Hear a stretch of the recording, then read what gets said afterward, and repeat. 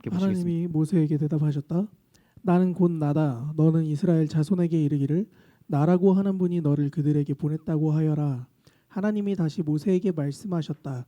너는 이스라엘 자손에게 이르기를 여호와 너희 조상의 하나님 곧 아브라함의 하나님 이삭의 하나님 야곱의 하나님이 나를 너희에게 보내셨다 하여라. 이것이 영원한 나의 이름이며 이것이 바로 너희가 대대로 기억할 나의 이름이다. 아멘. 아멘. 오늘 제목은 나는 나다라는 제목으로 여러분과 나누겠습니다. 저희가 몇 주 동안 목사님께서 에고 에이미 시리즈로 여러분과 함께 나누셨던 거 기억나시죠? 에고 에이미가 뭐였죠?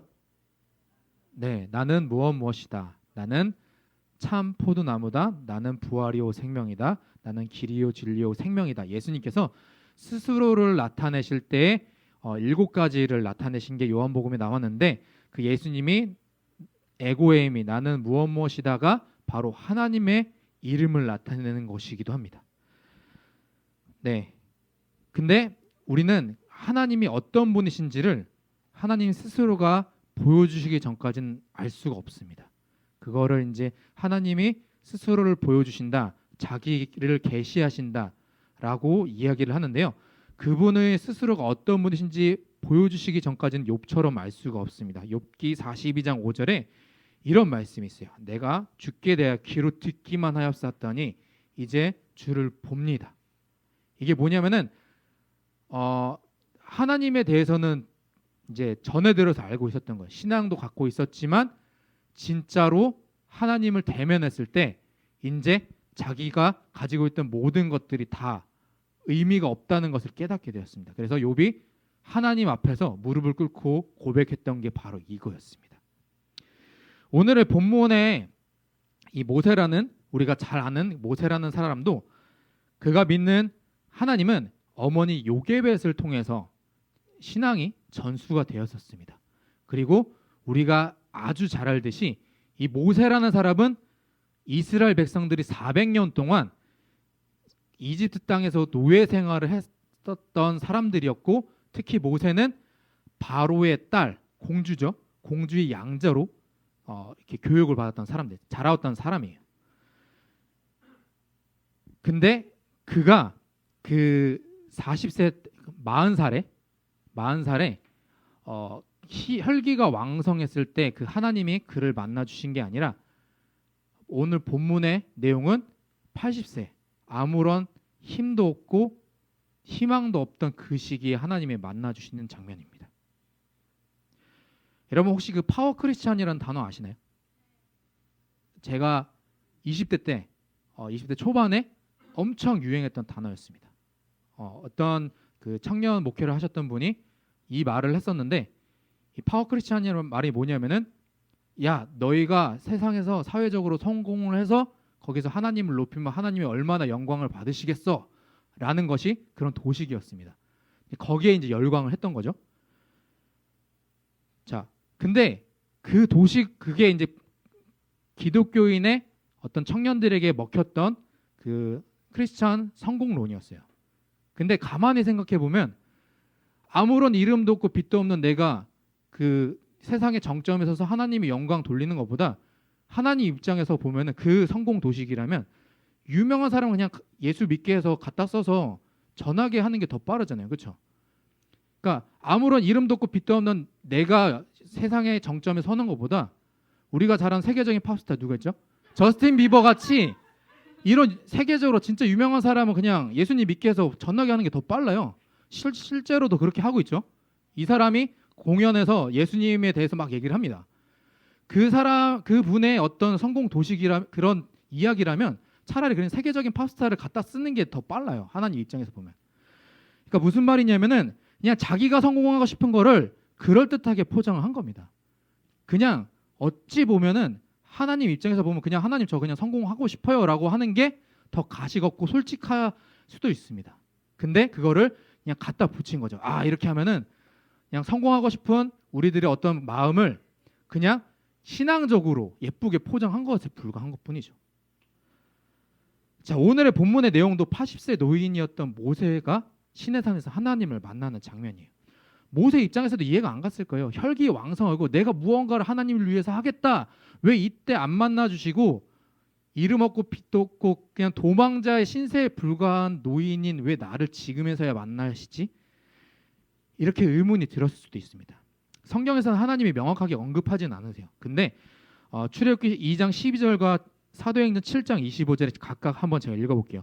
좌우를 살펴 사람이 없음을 보고 그 애굽 사람을 쳐 죽여 머릿속에 감추니라. 그는 그의 형제들이 사도행전입니다. 그는 그의 형제들이 하나님께서 자기의 손을 통하여 구원해 주시는 것을 깨달으려고 생각하였으나 그들이 깨닫지 못하였더라. 이걸 보면은 자기 나름대로 하나님을 위해서 이 하나님의 백성을 위해서 열심히 무언가를 한다고 생각했어요.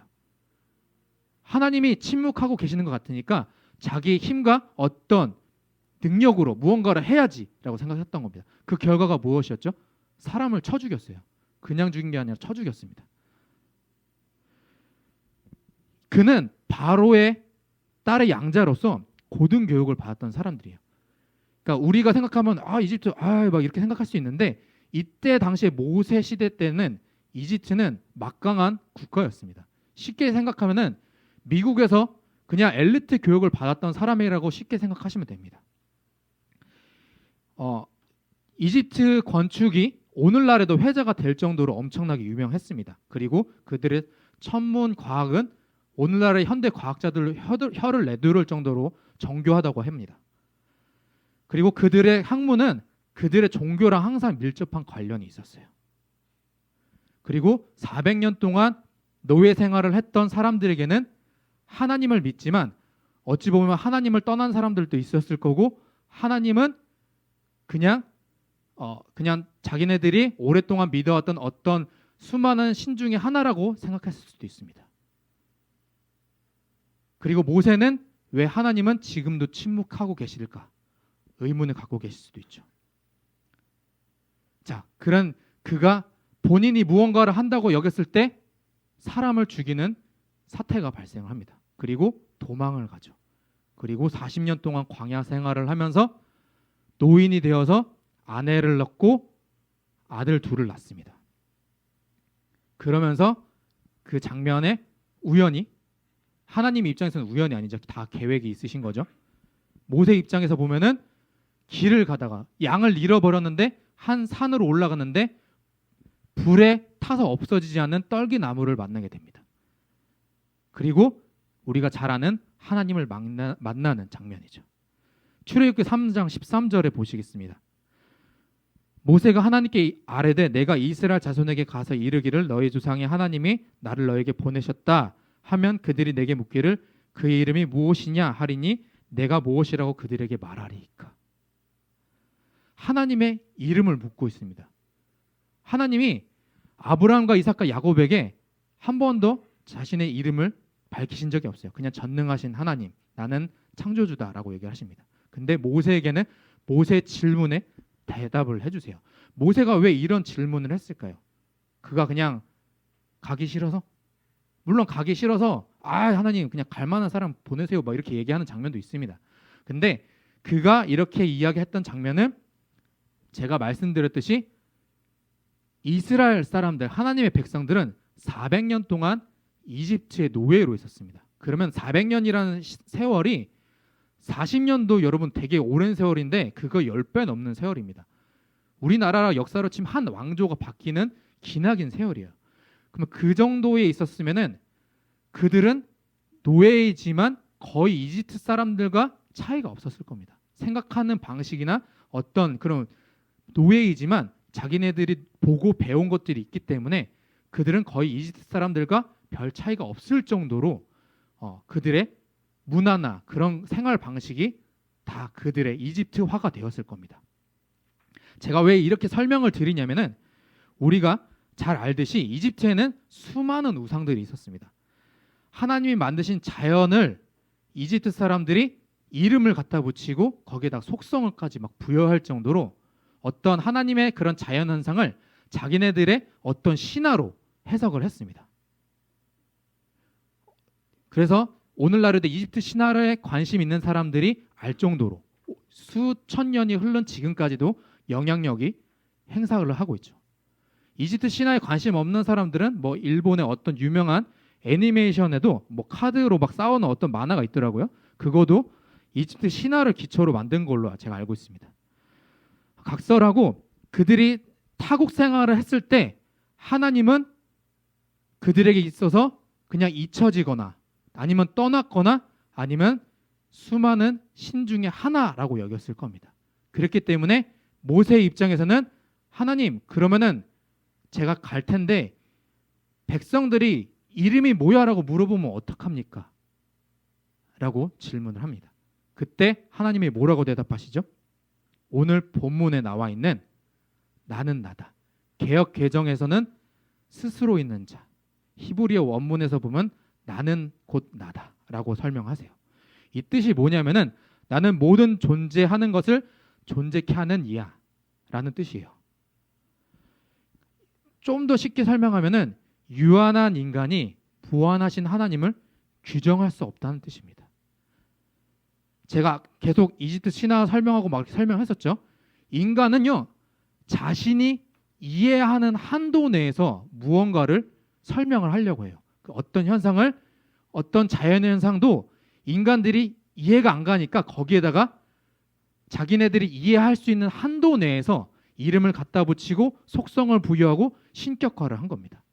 근데 하나님은 우리가 이해할 수 없는 분입니다. 무한하시죠. 우리의 작은 머리로 그분을 절대로 이해할 수가 없어요.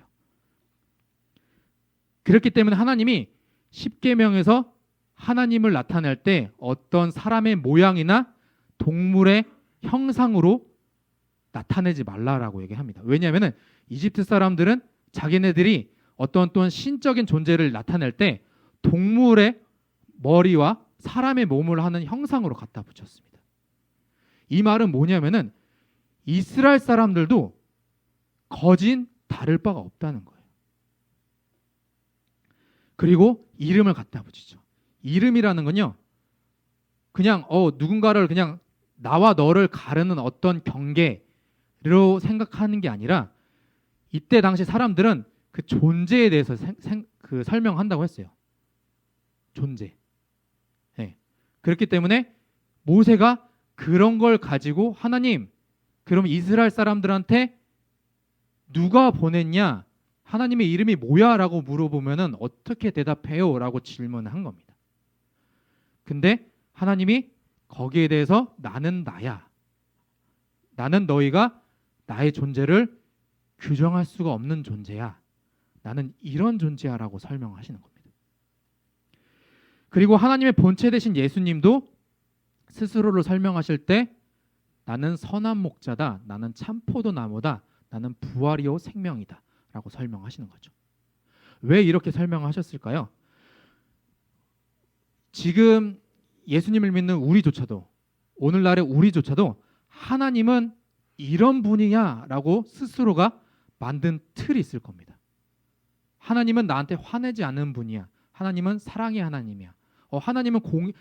하나님은 화내시는 하나님이야. 하나님은 나한테 조금만 잘못해도 회초리를 드시는 분이야. 하나님은 한 분이신데 내가 생각하는 어떤 하나님에 대한 그런 이미지가 있습니다. 하나님이 각자에게 다가오신 그런 접근 방식이 다양해요. 한 분이시지만 사람마다 다릅니다. 그렇죠? 네, 사람마다 입맛이 다 다르잖아요. 그렇죠? 마찬가지로 하나님은 한 분이시지만 접근해 주시는 방식이 다른데 내가 생각하는 하나님만 맞아 라고 생각하는 경우가 많다는 거죠. 목사님이 얘기하셨죠. 신대영 가면은 은혜 받았습니다. 할렐루야 이렇게 하는 게 아니라 내가 경험한 하나님만 맞아 라고 말하는 사람들이 많다는 게 예화로 많이 설명을 해주셨죠. 근데 그게 비단 신대영뿐만 아니라 우리의 삶 속에도 그런 경우가 있다는 겁니다. 구약에서 이것을 가장 극단적으로 안 좋게 표현한 대표적인 사건이 있습니다. 출애굽기 32장 1절 한번 볼게요. 백성이 모세가 산에서 내려오미 더딤을 보고 모여 백성이 아론에게 이르러 말하되 일어나라 우리를 위하여 우리를 인도할 신을 만들라. 이 모세 곧 우리를 애굽에서 인도하여 낸 사람은 어찌 되었는지 알지 못함이니라. 자, 아까 제가 설명드렸듯이 이집트화, 세상화된 이스라엘 백성들이 모세가 하나님을 대변했던 모세가 시내산에서 40일 가까이 내려오지 않으니까 이들이 한 게 무엇이죠? 우상을 만듭니다. 근데 뭘 만드냐면은 송아지 형상으로 만들어요. 이해할 수 없는 내가 이해가 안 되는 어떤 보이지 않는 하나님이 아니라 자기네 두 눈에 보이는 어떤 신이었으면 좋겠다는 거예요. 하나님의 명령을 따르라. 그게 아니라 자기네들의 소원을 들어주는, 자신들의 마음을 시원케 해주는 어떤 신을 형상화한 겁니다. 이 소라는 건요, 이때 당시에 사람들에게 어떤 것을 상징했냐면 힘과 부를 상징했어요. 하나님께서 만나와 메추라기를 내려주신다. 그걸 바라는 게 아니라 자기네들이 원하는 대로, 바라는 대로 힘과 자기네들이 원할 때 보이는 어떤 형상을 따라서 자기네들의 소원을 들어주는 어떤 신을 원했다는 겁니다. 그것을 나타내는 게 바로 출애굽기 32장의 사건이죠. 하나님의 말을 전하는 모세가 부재 중이니까 하나님이 침묵하신 것처럼 느껴진 겁니다. 신약에서는 어떨까요? 우리가 잘 아는 바리새인들과 율법학자들의 메시아 사상이 있었어요. 자기네들이 몇백 년 동안 외부의 침략을 받고 괴롭힘을 당하니까 다윗과 같은 메시아가, 승리하는 메시아가 오실 거야. 메시아를 보내신다고 하나님이 약속하신데 이 메시아는 전쟁에 나가면 다윗처럼 무조건 이겨. 근데 예수님이 오셨네? 죽은 자를 일으키신데 오병이어를 일으키셨어. 무리를 걸으셔. 야, 이 메시아가 드디어 우리가 기다렸던 메시아구나. 예루살렘 성에 입성을 했어. 와! 근데 뭐라고 얘기합니까? 죽어야 된대요. 십자가에 못 박혀서 비참하게 죽어야 된다는 겁니다. 이런 메시아는 우리가 기다렸던 메시아가 아니야. 나는 이런 건 필요 없어 라고 못 박아 죽이는 사건입니다. 이런 하나님은 안 믿어 라는 것이죠. 하나님의 어떤 구원의 계획에는 안중에도 없다는 거예요. 지금 나한테 필요한 거는 이기는 메시아야. 내 마음을 시원케 해주는 존재야 라는 겁니다. 그렇다면 제가 이 말씀을 여러분들에게 왜 전할까요? 바로 그렇다면 오늘 우리에게는 어떤 행동으로, 어떤 태도로 나아가야 될까요? 바로 지난주 추수감사절 때 목사님께서 얘기하셨던 범사에 감사하라. 범사에 감사하다는 게 무엇이었죠? 하나님을 인정하라는 겁니다. 하나님의 하나님 되심을 고백하라는 겁니다. 나는 나다. 이건 뭐냐면요, 하나님이 하나님이시다라고 우리가 고백한다는 겁니다. 내가 비록 고통 중에 있더라도, 내가 절망 중에 있더라도 하나님은 하나님이십니다. 하나님은 선하십니다. 하나님은 전능하십니다. 이렇게 고백하는 것이 범사에 감사하는 것이고 찬양하는 것이고 그분을 고백하는 것입니다. 그게 바로 감사죠. 찬양이죠. 제 얘기를 잠깐 드리자면, 제가 20대에서 30대 넘어가는 그 시기에 회사에도 잘리고 여자친구랑도 헤어지고 아끼던 신발도 막 이제 잃어버렸습니다. 너무 마음이 아팠어요. 회사 잘려서 그만 나오세요. 그 해고 통지 눈앞에서 받아보신 분 계신가요? 너무 마음이 아픕니다. 그러면서 여자친구도 헤어졌어요. 너무 마음이 아파서 이걸 어떻게 하지? 교회에 가서 막 찬양하고 기도했어요. 막 기도하다가 이제 마음이 좀 시원했는데 너무 배고픈 거예요. 근데 밥 먹으러 갔는데 신발장이 있어야 되는 내 신발이 없는 거야. 뭐지? 지금 내가 헛것을 보나?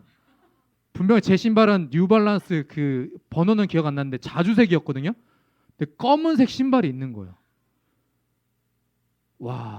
그때 너무 화가 나더라고요. 그래서 신발을 신었는데 이 신발이 너무 작은 거예요. 근데 이 아픈 걸 안중에도 없는 거예요. 내가 이 범인을 잡아야겠다. 이걸 내 이 분노를 풀어야겠다. 그러면서 나중에 이게 이제 막 그 원망으로 이어지는 겁니다. 그렇게 하나님이 원망스러울 수가 없었어요. 근데 제가 40대 때도 비슷한 경험이라기보다 똑같이 이제 해고통보를 받은 적이 있습니다. 그때도 똑같이 마음이 아팠죠. 근데 어떤 일이 일어났었냐면 다음 날 제가 화장실에서 이게 있는데 하나님, 그래도 하나님은 선하십니다 라는 고백이 나왔습니다. 이게 바로 범사에 감사하는 거죠. 제가 왜 이 말씀을 드리냐면 제 자랑을 하는 게 아니라 제가 여러분보다 잘나서 그런 고백이 나왔을까요? 뭐 신앙이 더 나아서 그랬을까요? 아닙니다. 30대보다 더 나쁘면 나빴지 좋을 게 없는 그 40대에 나의 상태와 상관없이, 상황과 환경과 상관없이 하나님의 선하심이 그저 인정이 되었습니다. 근데요, 그거는 저만 할 수 있는 게 아니라 여러분들도 능히 할 수 있습니다. 여러분들 가운데 지금 어떤 어려운 상황이 있습니까? 괴로운 상황이 있습니까? 그러면은 그렇게 한번 고백을 해보세요. 하나님, 저 전도사님이 저렇게 얘기했는데 저도 한번 고백을 해볼게요. 하나님 선하십니다. 하나님은 하나님이십니다. 나는 나다라고 하셨죠? 맞습니다. 하나님, 제가 이해하지 못하지만 하나님은 하나님이시고 선하시고 거룩하시고 전능하세요. 그렇게 고백을 하잖아요. 하나님이 그 고백을 들으시고 여러분들의 그 작은 고백을 통해서 기뻐 받으시고 분명히 여러분들의 삶을 통해서 일하시는 것을 느끼실 겁니다. 그게 바로 범사에 감사하는 삶, 하나님을 인정하는 삶임을 믿습니다. 사랑하는 햇세드 성도 여러분, 진짜 우리가 그런 고백을 하며 나아가는 우리들이 되기를 소망합니다. 하나님은 하나님이시다. 하나님은 나의 주님이시다. 정말 나는 무능하지만 하나님은 전능하시고 나는 이해할 수 없지만 언제나 선하신 하나님이 하나님의 넓으신 계획이 있는 줄 믿습니다. 우리가 나아가서 고백하는 저와 여러분들이 되길 소망합니다.